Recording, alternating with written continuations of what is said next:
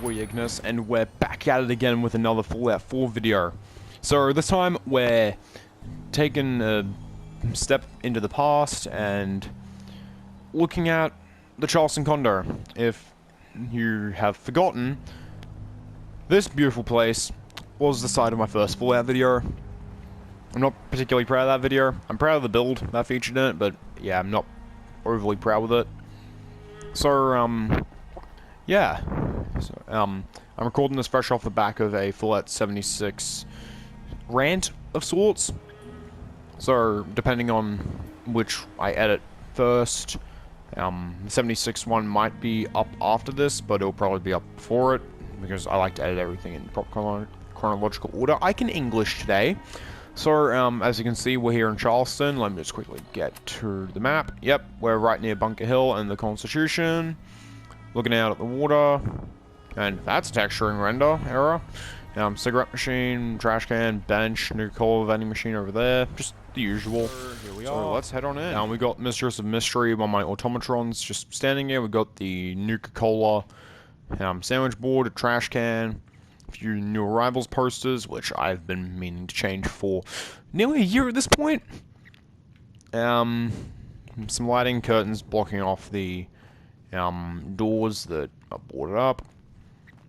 Step on in through here, we got a little storage nook that's completely empty, and a section with two lockers labeled Brotherhood Steel and Institute, but they have nothing in them.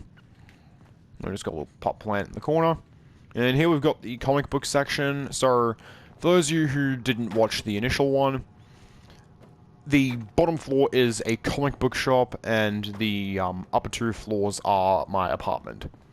So we've got two Nuka-Cola machines here, a few dispensers, a Nuka-Cola sandwich board, Shrouded Barbarian comics up on the wall, which is a reference to the Silver Shroud and Grognak the Barbarian.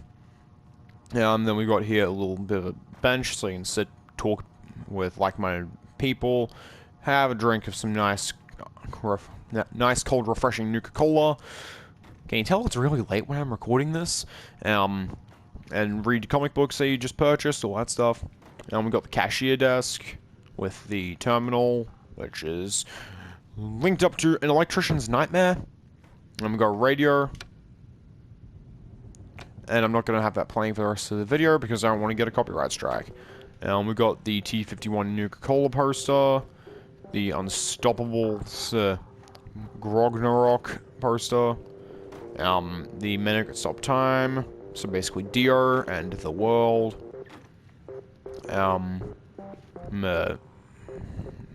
Jangle's Big Day, Robco Fun poster. The arcade machines. Which, before you ask, everything in this room is either from the base game, one of the Workshop DLC packs, or Creation Club.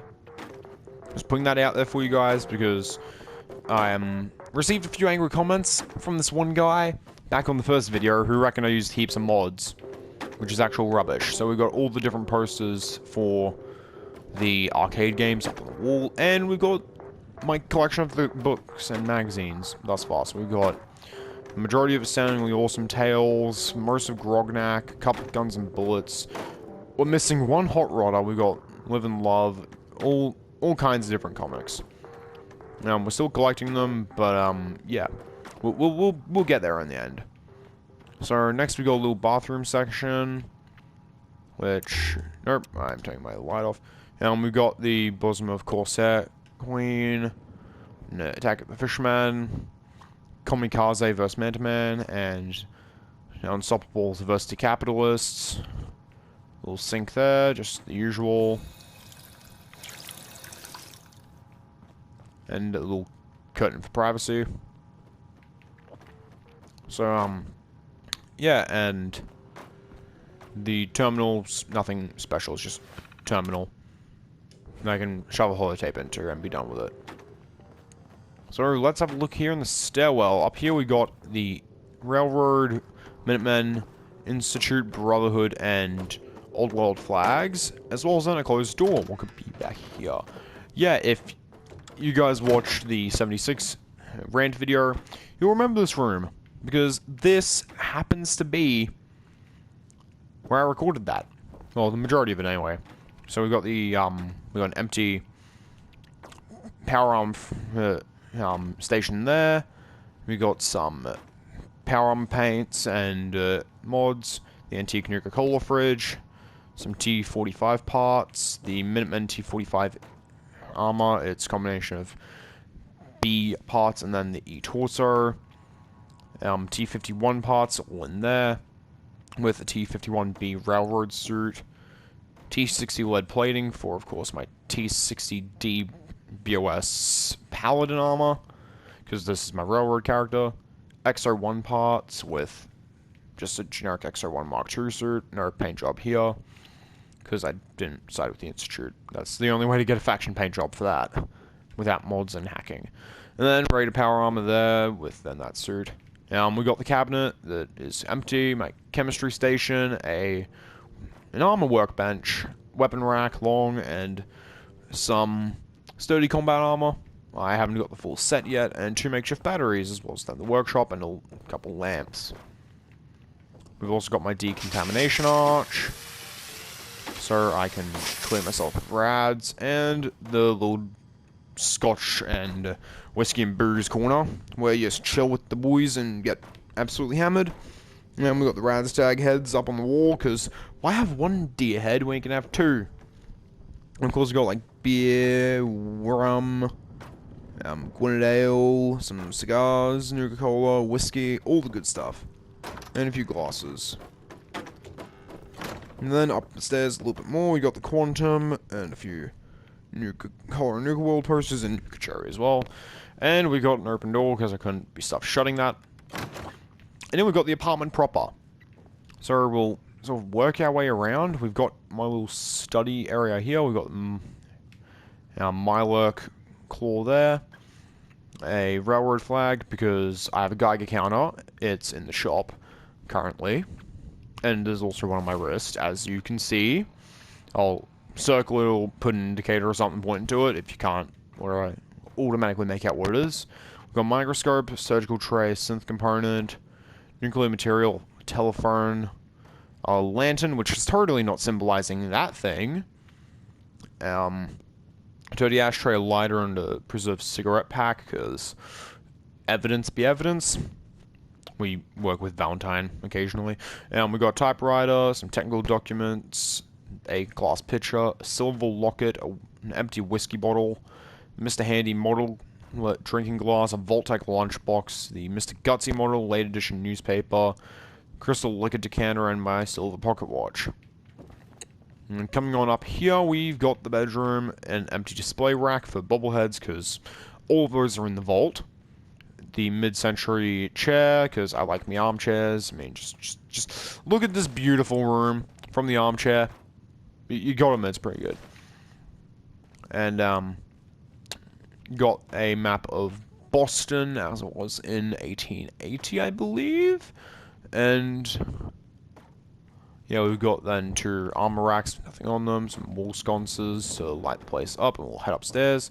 Bookcase here, a door which we can shut. We then got the Grognak posters, a billiard table, and that used to be where I keep the Grognak stuff, but I've since moved it. We got a lock with pool cues and stuff, and that's where I used to keep the Grognak armor. Until I moved it to the Mechanist lair. Which, yes, tour of that coming soon. Probably. We've got all the old guys and all the important people up on the walls. We've got the bathroom, which, walking on in, it's not really decorated all that much. This is pretty much how it comes straight out of the expansion. I'm probably going to fill this up with pre-war money, though, because, yeah, I am Scrooge McDuck and bathe in my cash. We've got another door here into an armory. Well, at least it used to be an armory, until I moved all the weapons to the vault. So, yeah, we've got bombs, weapons, melee, big guns, pistols, rifles. That used to be my legendary box, in fact. Then just panels on the walls to hang guns, and swords and knives, and wherever I wanted. We've got then another painting.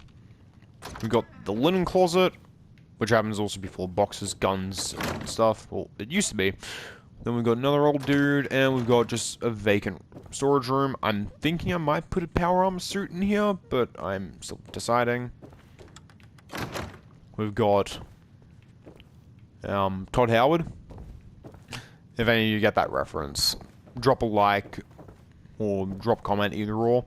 And coming back down the stairs, we got the bed itself. So we got some new color suitcase, a safe, a comfy pillow, the mid-century coffee table, and mid-century bed.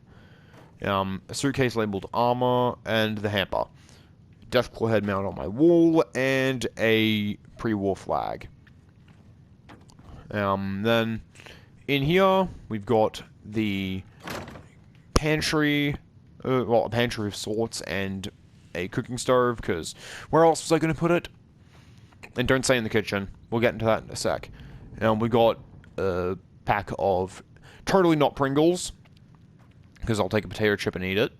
If you get that reference, leave a comment. Yum Yum deviled eggs. Shopping basket with my Salisbury steak in it. Pork and beans, Instamash, Blamco brand mac and cheese, Dandy Boy apples, and Fancy Lad snack cakes, because, yeah. And Milo Hunter up on the wall. Then we've got another little sort of bathroom area. Sink, soap, mirror, a toilet which we can actually sit on, funnily enough. An ironing board with a clothes iron. And some towels stacked. I've basically left this room untouched because there's not much to really add. And then stepping on out into the kitchen. This is why. Because we have an oven, a small covered saucepan, wooden spoon, kitchen scale, cooking pan, soap, empty milk bottle, silver bowl. Just the usual stuff pretty much. And of course a bunch of 8 items just sitting in the fridge. Funnily enough, though, the fridge doesn't show what's actually in it. It just has a preset thing, but that's just how Creation Club expansions are. We've got a little radiator there, and stepping down to the living room.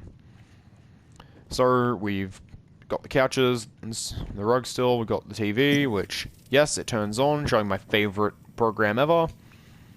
We've got a bowl here for dog meat, got bookcase, a ham radio, which does not work, a trifold flag, and the Christmas tree is still up from last year.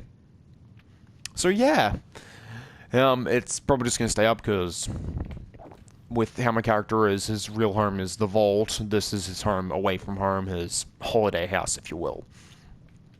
So, yeah, if you liked the video, be sure to leave a like, and if you haven't already, feel free to subscribe for more content. So, yeah, that will be about it for the tour. In terms of what's actually changed, though, since last time, it's really just been a couple minor decorations in here. Like, changing out the grognak room upstairs to be a billiard room. And putting a railroad flag up on the wall. And then, of course, how this entire room is, because it's now power armor and not a full crafting area and workshop. And, well, down here in the comic book store, nothing has changed in the slightest, aside from the collection.